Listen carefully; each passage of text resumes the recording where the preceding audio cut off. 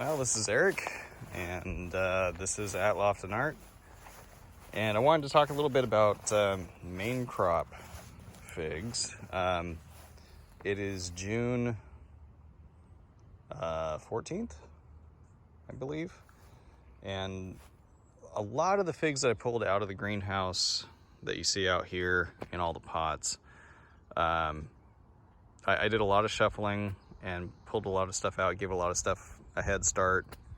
A lot of those are setting what we call main crop figs, really for us pretty early on here in our season. So the greenhouse or cold tunnel or high tunnel, whatever you want to call it, it's all semantics. It doesn't really matter what you call it. It gives me a season extension. That's what matters, right? I can either start stuff earlier or I can put them in at the end of the season, or both, and extend my growing season if I'm growing in pots. And that's something that a lot of growers do.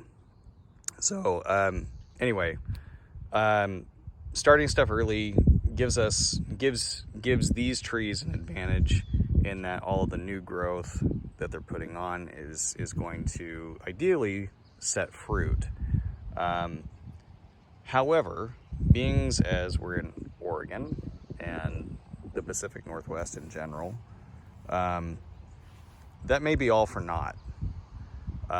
If you aren't capable of having some kind of season extension structure like that,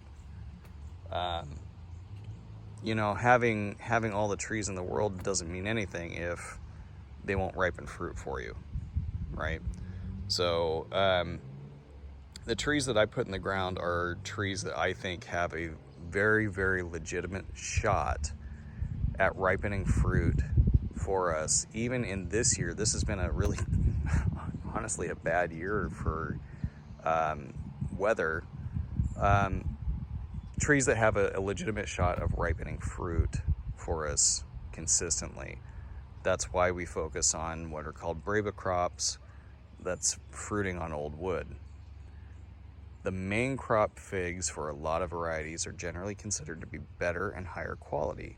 So finding stuff that will ripen in the ground here in the Pacific Northwest, and specifically for me in the Willamette Valley, that's the challenge. And that's why there's so many different varieties here in the pots, is because it's just a process of going through and testing the stuff that we really don't know about.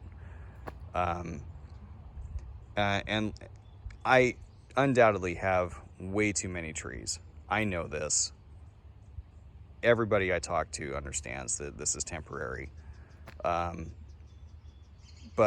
I don't think there's any other good way to figure out what works well and what doesn't, for the highest quality stuff you can get, because everybody's got brown turkey, everybody's got Brunswick, everybody's got Desert King, which is a fantastic fig. But there are other varieties out there that may be better, and you won't know until you test them. So one of the things that we're going to look for, and this is one of my favorite trees from last year, when you are looking at these nodes, let's see if I can get it. This is called the traceus splades. It's a Spanish variety, and it means something like 3 seasons or something like that. But you see those little double bumps right there on that growth node? That's the formation of a new growth point. One of those nodes, one of those bumps, is going to be a fruit, and one of them is going to be a branch. So when you start looking at the trees, you can kind of tell where you're going to have fruit and where you're going to have branches. So right there, we've got another little double node. One of those, I believe that one right there, is going to turn into a fig. So the traceus splades has a very, very legitimate shot at being a great fig for the Willamette Valley. It's very productive for its size, or it was last year.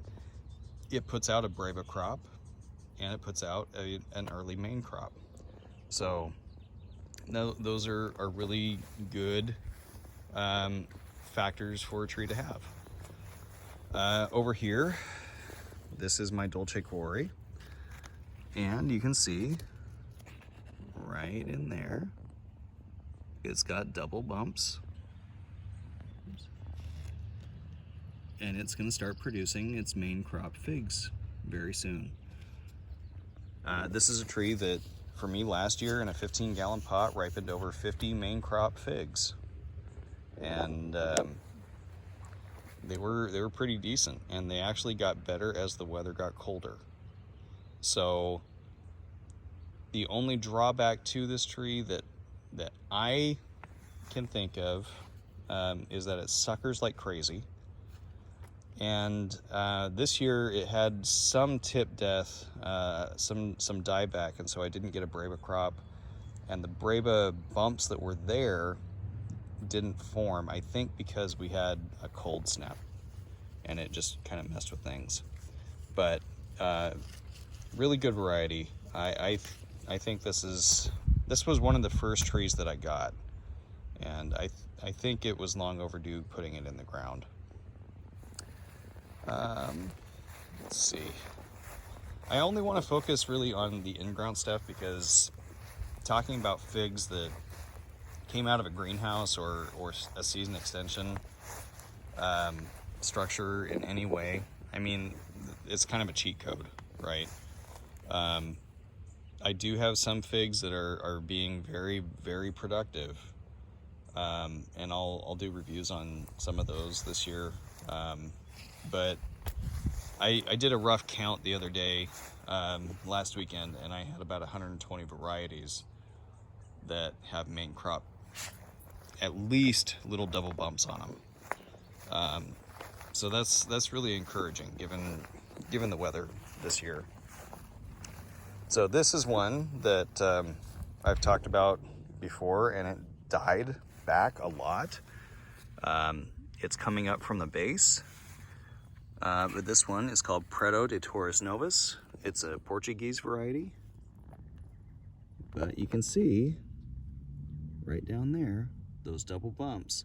This one's going to fruit in the ground after dieback in Oregon in the Willamette Valley. That's pretty cool. That's pretty huge as far as I'm concerned. We'll come over here and talk a little bit about Violet de Bordeaux, some of the Etnas, and one that may be a game changer for me, and reiterates some of the talk around the community about it. So this is one of my Violet de Bordeaux types. This one was relatively early for me last year. I didn't cut it back at all. It died back a little bit. I didn't get any breva, but it does have double bumps on it, and it's in the coldest part of my yard, down here by the creek. So again, I was skeptical on Violet de Bordeaux, on whether or not it would fruit reliably in Oregon for us, but it seems to do just fine. And it's actually got some pretty decent little growth points on there that are going to turn into figs, I would imagine, probably pretty soon. Here's another one that is got pretty substantial breva on it this year. So these are the crop on the old wood. These are the breva. This is my Petit Negro that, you know, I talk a lot of crap about because I don't like it, but it's nothing if not productive. It's got quite a few little double bumps on it. The lighting out here, we're getting sun for the first time in what feels like a month. But it's doing well. But I haven't liked the way it tastes. in the past. It's been kind of like sweet cucumbers or sweet lettuce. This one, and none of these, by the way, are like super hard to get figs. They're pretty readily available at this point anymore. So this one is called Teramo or Teramo Unknown, and that's how far it is. This one's really early to fruit, really early to ripen. It did really well for me last year, so it'll be a good one. And it's right next to my Floria. Floria isn't as big of a grower, but it's super, super productive.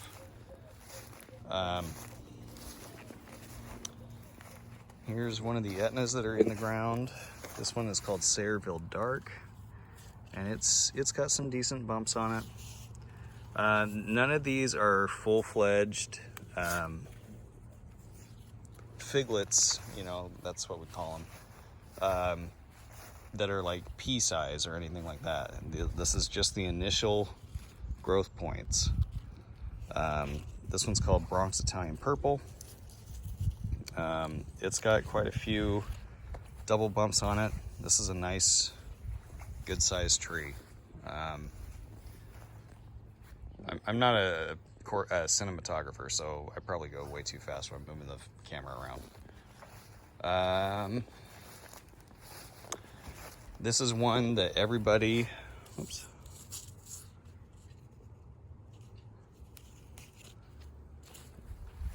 Sorry. Bugs are hijacking the leaves and making nests. This is one that everybody in the Northwest needs to have. Hands down, without a doubt, one of the best you can grow, and it's easy to get. It's not very expensive. This one's called Tacoma Violet. Not Tacoma, Washington, but it's an Etna type, super, super vigorous grower. This is one of the first trees that I got and one of the first that I wanted. It's in the shadiest part of the yard that I have trees planted in, and it's got fruit nodes forming, which is really, really fantastic. And I had a feeling that it would do okay here,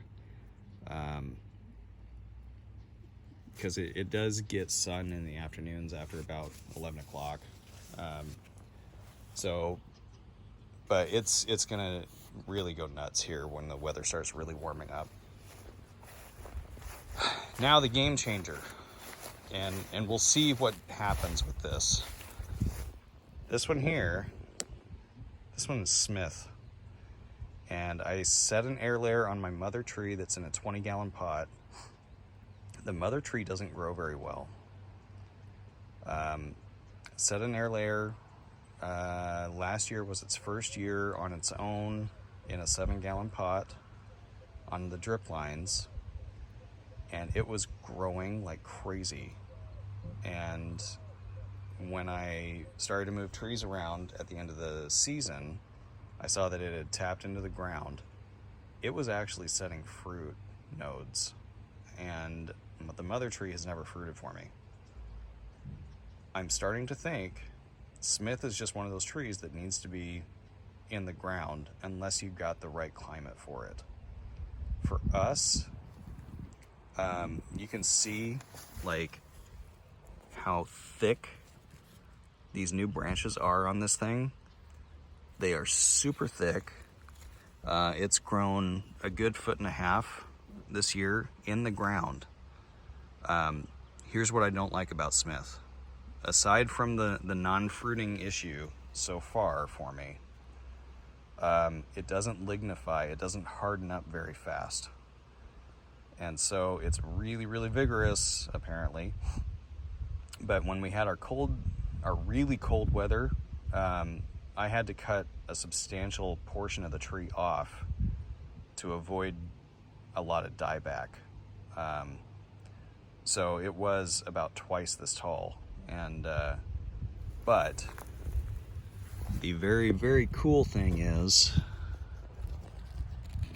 right there it's got double nodes.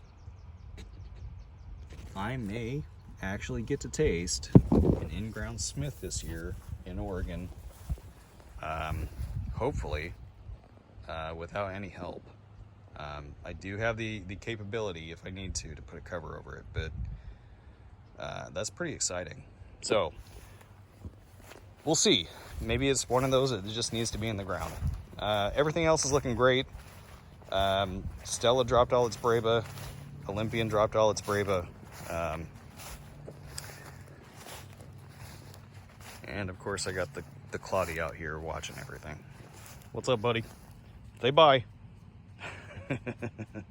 All right, take care. See you on the next one. Thanks for sticking it out.